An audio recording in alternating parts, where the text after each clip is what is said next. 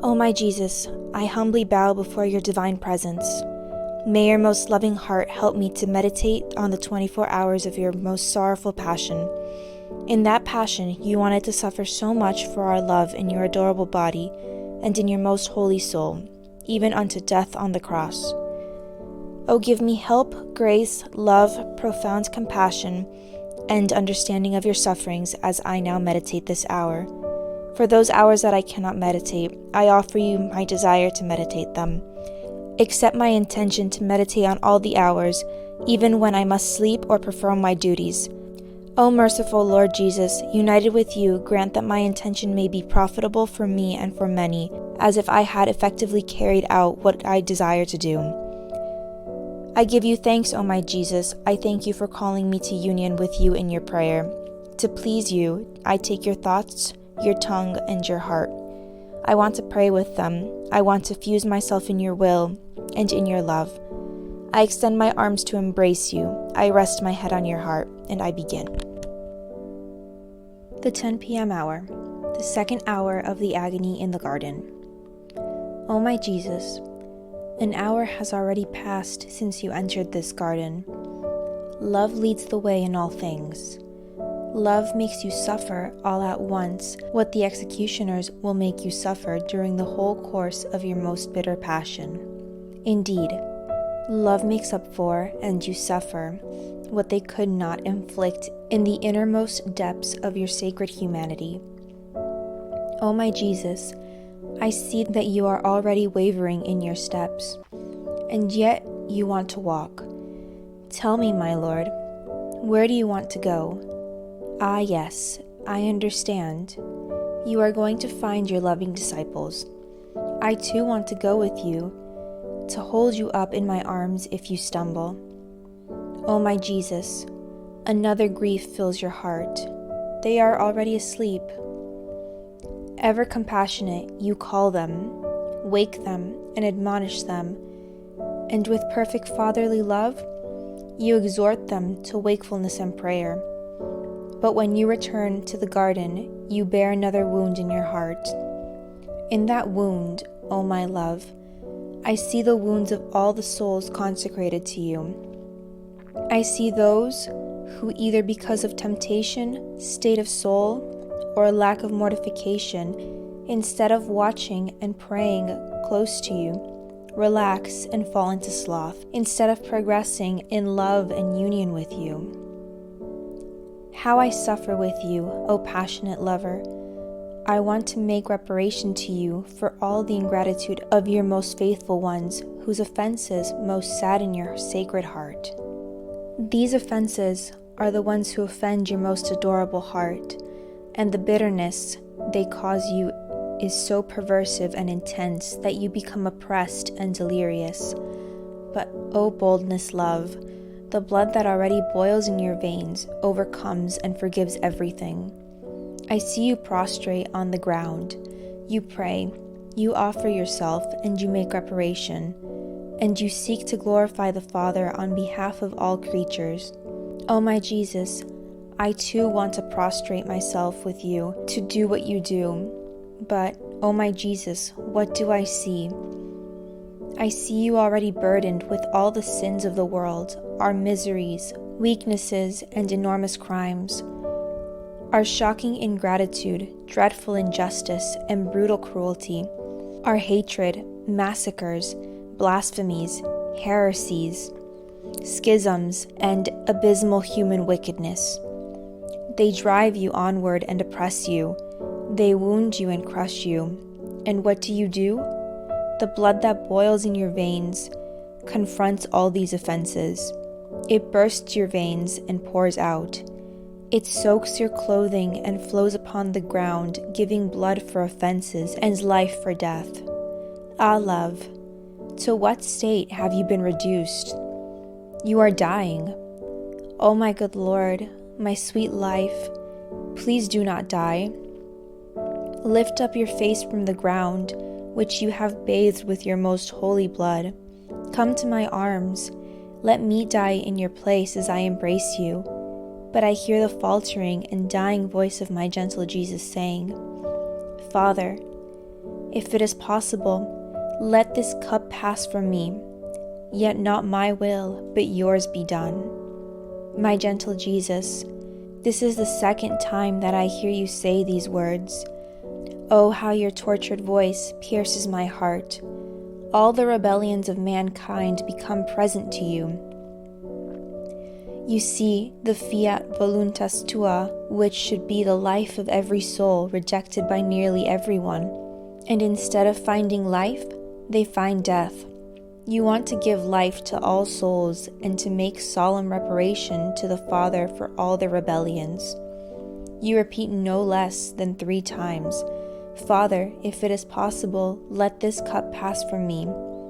That is to say, that souls withdraw from our will and become lost.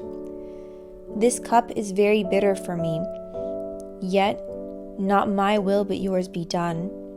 But while you say this, your bitterness is so great that it crushes you to the point of death. You agonize and exhale your last breath. O Jesus, my love, now you are in my arms. I want to unite myself to you.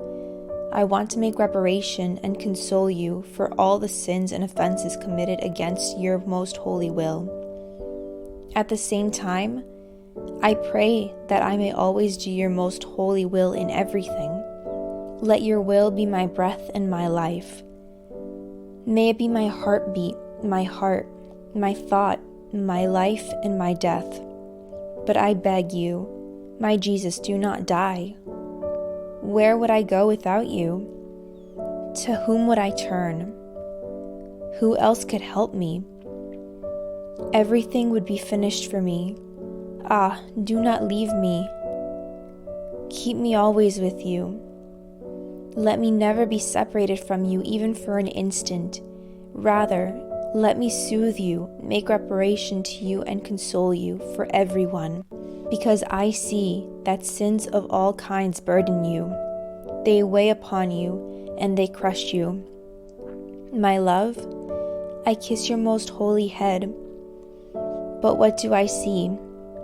I see all men's evil thoughts, and you feel their horror. Each thought forms a sharply piercing thorn in your most sacred head. The Jews will only put 1 crown of thorns on you. But how many crowns of thorns do the evil thoughts of creatures put on your head? Your blood flows everywhere, from your hair, and from every part of your body. Jesus, I suffer with you. I want to give you as many crowns of glory as you have wounds. To soothe and console you and to make reparation for everyone, I offer you all the angelic intelligences and your own intelligence. O Jesus, I kiss your sorrowful eyes. I see in them all the evil gazes of creatures that make tears of blood stream down your face. I offer you my compassion, and in union with your love, I want to soothe your eyes by showing you all the beauties of heaven and earth. Jesus, my Lord, I kiss your most sacred ears, but what do I hear? In them, I hear the echo of horrendous blasphemies, cries of vengeance and slander. The voices of all souls resound in your most chaste ears. O unquenchable love, I share in your sufferings. I want to console you by making all the harmonies of heaven resound in your hearing with the most gentle voices of our dear Mother and the impassioned words of Mary Magdalene and all loving souls. Jesus, my life, I want to give you your incomparably beautiful face, a more fervent kiss. Oh, this is the face on which the angels ardently long to rest their gazes because of the supreme beauty that enraptures them. Yet, creatures defile this face with spit, strike it with blows, and trample it under their feet. My love, what audacity! I would like to cry out so fiercely that I would drive them away. I suffer with you. And to make reparation for these insults, I go to the most holy Trinity and ask the kiss of the Father and of the Holy Spirit and the peerless caresses of their creative hands. I also go to the Heavenly Mother so that she may give me her kisses, the caresses of her sweet motherly hands, and her profound adorations. I offer you all their acts of love in reparation for the offenses committed against your most holy face. My sweet Jesus, I kiss your most sweet mouth, embittered by horrible blasphemies, by the nausea of drunkenness and gluttony, by obscene conversations, by badly prayed prayers, by evil teachings, and by all the evil man does with his tongue. My Jesus, I suffer with you. I want to sweeten your mouth by offering you all the angelic praises and the good use of the tongue by those many upright Christians. My oppressed love, I kiss your neck and see it laden with ropes and chains because of the attachments and sins of creatures. I suffer with you, and to comfort you, I offer you the indissoluble union of the divine persons. I fuse myself in this union. I hold out my arms to you, and I forge a sweet chain of love around your neck. I want to remove the ropes of attachment that almost choke you, and I hold you close to my heart to comfort you. Divine fortress, I kiss your most holy back. I see it mangled and torn to shreds by the scandals and evil examples of men. I share in your sufferings, and to relieve you, I offer you the most holy example of your Queen Mother and all the saints. O my Jesus, I shower kisses upon each one of your wounds. In your wounds, I want to enclose all the souls torn from your heart through scandal, and in this way, heal the flesh torn from your most holy humanity. My anguished Jesus, I kiss your breast, wounded by the coldness, indifference, unresponsiveness, and ingratitude of men. I suffer with you, and to soothe you, I offer you the reciprocal love of the Father and of the Holy Spirit and the perfect communion of the three divine persons. O my Jesus, immersing myself in your love, I want to form a shield to keep souls from wounding you any more with their sins. I want to wound them with your love so that they dare not offend you again. I want to pour this love out upon your breast to console you and heal you. My Jesus, I kiss your creative hands. I see that all the evil actions of creatures pierce your most holy hands like so many nails. That is why you are transfixed, not by 3 nails as on the cross, but with as many nails as the evil deeds that men do. I suffer with you. And to soothe you, I offer you all men's holy works, and the courage of the martyrs in shedding their blood for your love. In a word, O my Jesus, I want to offer you all men's good actions to remove the innumerable nails of their evil actions. O Jesus, I kiss your most holy feet, always tireless in seeking souls. In them, you enclose all the steps of creatures, but you feel many of them flee from you, and you long to grasp them at each evil step. You feel a nail driven into you. I want to fasten them to your love with your own nails. The pain that you feel and the effort that you make to nail them to your love is so great and so intense that you tremble all over. My good God, I share in your sufferings, and to console you, I offer you the steps of all your good, religious, and faithful ones who risk their lives to save souls. O Jesus, I kiss your heart. It is not what the Jews will make you suffer that will make you agonize, but the pain caused you by all the sins of mankind. In these hours, you wish to give the first place to love, the second place to all the sins for which you atone, repair, and glorify the Father, thus appeasing divine justice, and the third place to the Jews. In this way, You show that the passion that the Jews will make you suffer is but a reflection of the most bitter double passion that love and sin make you suffer. This is why I see gathered up in your heart the lance of love, the lance of sin, and the lance of the Jews that await you. Choked by love, your heart suffers violent emotions and impatient loving affections. Your heart suffers desires that consume you, and inflamed heartbeats that would like to give life to all hearts. Truly, in your heart, you feel all the pain that soul inflicts on you. Instead of wanting your love with their evil desires, disordered affections, and debased heartbeats, they seek other loves. O Jesus, how you suffer! I see you faint under the waves of our iniquities. I enter deeply into your sufferings, and I want to sweeten the bitterness of your triply transfixed heart by offering you the eternal sweetness and love of your dear mother, and of all the souls who truly love you. My Jesus, grant that my poor heart take life from this heart of yours, so that it may no longer live but by your heart. In every offense you receive, make my heart always ready to offer you comfort, relief, reparation, and continuous acts of love.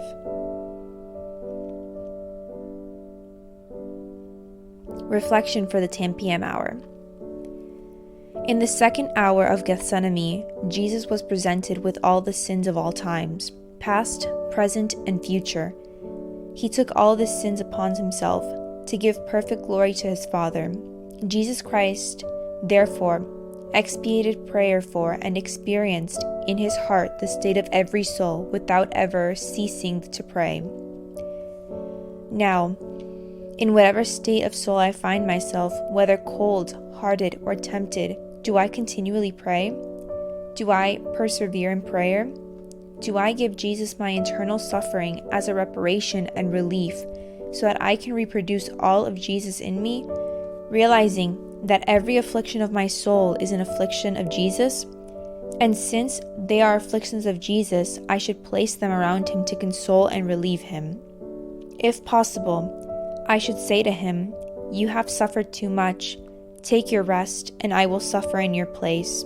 Do I lose heart? Or do I remain courageously at Jesus' feet to offer him everything I suffer so that he can find in me his own humanity? In other words, am I another humanity for Jesus? What did the humanity of Jesus do? It glorified his Father. It expiated and it implored the salvation of souls. In all that I do I bind these three intentions of Jesus together as to say I enclose within myself the entire humanity of Jesus Christ? When I experience darkness, do I have the intention of making the light of truth shine in others? And when I fervently pray, do I have the intention of melting the ice on so many hearts hardened by sin? My Jesus, to console you and to relieve your inexpressible exhaustion, I raise myself to heaven and take possession of your own divinity, and enclose you within it. I want to distance you from all offenses of creatures. I want to offer you your beauty to remove you from the ugliness of sin, and I want to offer you your sanctity to thwart the horror of all those souls who cause you to experience such repugnance because they are dead to grace. I offer you your peace to repel the dissensions, discord, and rebellions of all creatures. I offer you your harmonies to refresh your hearing from the sound of so many evil voices. My Jesus, I intend to make reparation by offering you as many divine acts as there are offenses that assault you, as though they wanted to cause you your death. But with your own acts, I want to give you life.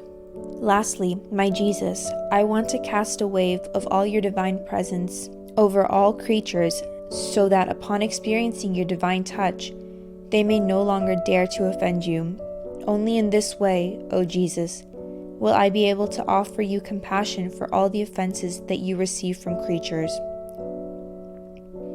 O Jesus, my sweet life, may my prayers and sufferings ascend ever higher in heaven to enable the light of grace to reign on everyone and to absorb into me your very life. My beloved Jesus, you have called me to this hour of your passion to keep you company, and I have come.